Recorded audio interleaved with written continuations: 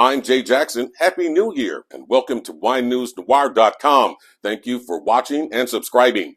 We begin this episode in Chicago, Illinois, where one businessman's vision is to give wine lovers in every city a curated luxury wine and food tour. It's called Wine Crawl, and it's coming to a city near you, if it's not already there.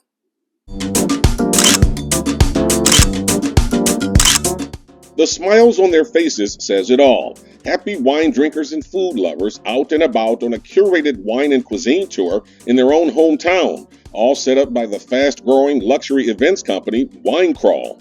This has been the best year yet. Glenn Murray came up with the concept after a visit to Napa Valley in 2012. Sparked by a wine tour in the coveted wine-growing region, he asked, why not do it in every city? And it's been growing ever since. We've expanded into about 16 cities. We've had successful launches everywhere from Houston, Virginia Beach, Fort Lauderdale, Miami, and we're looking at expanding into several other cities in 2024.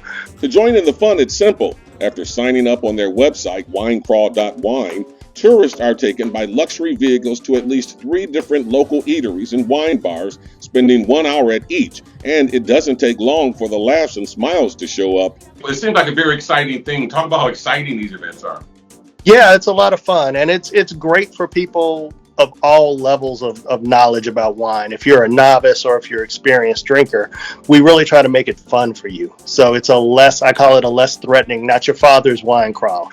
We've got a great team of event managers in these cities, a great staff that just helps coordinate events, and so we're super excited. Besides the food and wine, there's one more priceless benefit offered by the tour, a chance to meet like-minded wine lovers who become lifelong friends. It's not snooty, not snobby. It's a lot of people that just want to have a good time.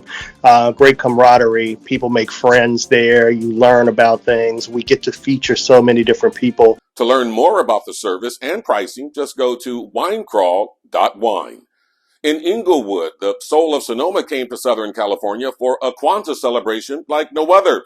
I got an exclusive inside look at the historic event billed as a Kwanzaa Extravaganza.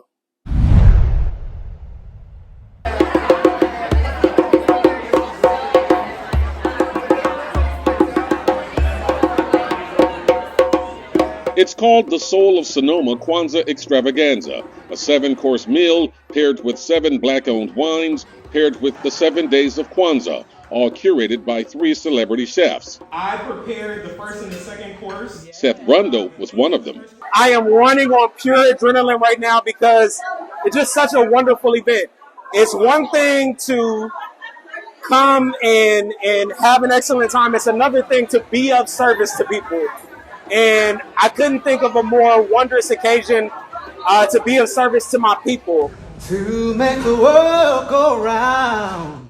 Held in Inglewood's ritzy 1010 Wine and Events, this exclusive 2-day event was the first of its kind by the Black Wine and Luxury Experience Company, Soul of Sonoma. We decided we were going to host this first event in LA where Quanza began. Patrice Davenport is the architect of the event. How'd you come up with this idea? The state of the world is crazy right now, and I think Quanza provides a wonderful message around unity.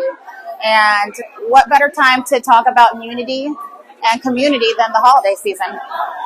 How are people receiving it tonight? Everyone looks like they're having a great time.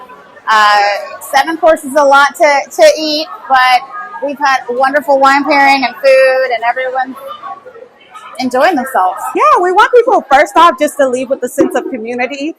We did like family style tables because we wanted people that maybe don't know each other to sit next to each other. So really just to get to know people. I think that's what Quanza was founded on, really just community. And so that's what we're hoping people will walk away from with this. We also want them to just have a really good time.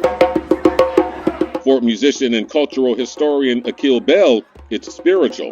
Quanza is a whole system that invites people to explore relationships, that invites people to explore a system that can bring principles and practices and symbols together for us to be together, for now and the next generation.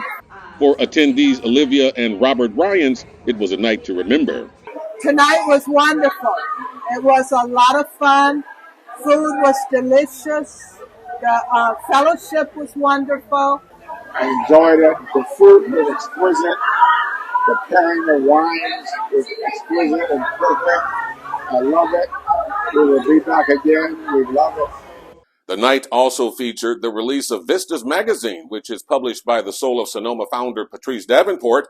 The splashy magazine features articles on Black food, wine, luxury, and leaders in the respective fields. The current issue highlights wine powerhouse Theodora Lee, whose Theopolis Vineyards earned her worldwide recognition as the Queen of the Vines. Davenport says featuring Lee was an easy call. We wanted to celebrate Theo. She's been there from day one, and she is celebrating 20 years as a vintner. And so in this particular holiday issue, we focus on Quanza recipes, the principles of Quanza. We have some amazing essays about rethinking, reimagining Quanza. Earthquake alert in Napa, Boozless goes bullish, and a drying France. Here are the top stories for this month's Wine in a Minute. The Napa Valley fault that caused the deadly 2014 earthquake may be more dangerous than first thought. One person died in the quake and hundreds of buildings were damaged. At the time of the event, experts thought the 35-mile fault ran from Napa to St. Helena. Now experts believe it runs all the way through Calistoga. Non-alcoholic beverage sales are on the rise and there's no end in sight. Sales are expected to rise at an annual rate of 6.7%, according to the market research firm Factor MR. That could mean $2 trillion in value over the next 10 years. Healthier lifestyles, climate concerns, and truth in labeling are the main reasons driving the demand. Wine is losing its shine in France, according to a new ISPOS study. Only 1 in 10 French wine drinkers have at least a glass of wine every day. 10 years ago, 1 in 5 drank daily. Researchers say a younger generation is turning away from wine, causing the change in numbers.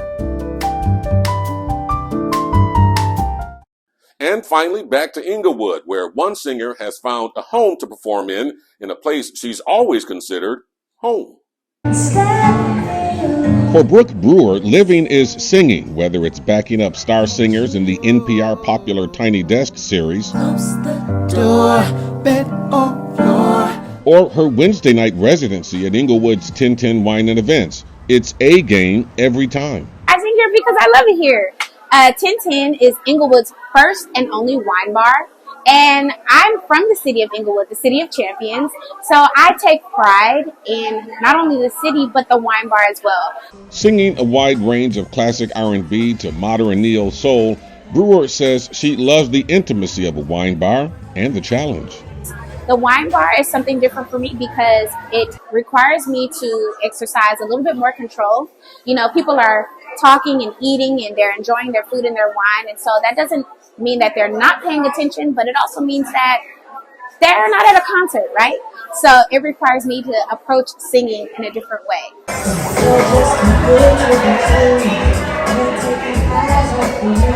As for the future, it's a European tour in 2024 and more stage plays. But for now, 1010 is home base, a sanctuary where singing is living. So one of the fun things that I get to do here is I get to curate this night, Wine Down Wednesday. It happens every Wednesday, usually from 6 to 9, but we do make adjustments depending on what's going on here in the bar. We're going to get more people in here, more butts in these seats, more food to eat, and more wine to drink.